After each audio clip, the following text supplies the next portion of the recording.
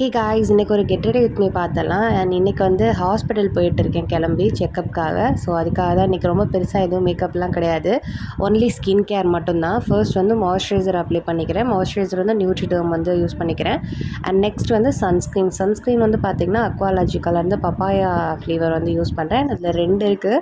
Watermelon ஒன்று இருக்குது, அப்புறம் பப்பாயா இருக்குது. ஸோ நான் வந்து ப்ரிஃபர் பண்ணுறது பப்பாயா.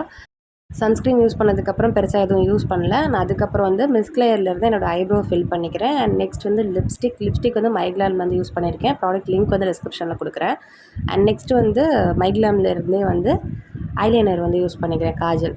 ஸோ இதெல்லாம் போட்டு முடிச்சுட்டு பொட்டு வச்சுட்டேன். அவ்வளோதான், முடிஞ்சிச்சு. ஸோ ஃப்ரீ ஹேர் மட்டும் விட்டுட்டு கிளம்பியாச்சு. ஸோ அன்றைக்கான அவுட்ஃபிட் இது தான். அண்ட் அன்றைக்கி வந்து எனக்கு பெருசாக கிளம்புற மூட்லாம் இல்லை. எப்போவுமே வந்து செக்கப் போகிறனாலே ஒரு மாதிரி நர்வஸாக தான் இருக்கும். ஸோ அதனால் சீக்கிரமாக கிளம்பிட்டு போயாச்சு.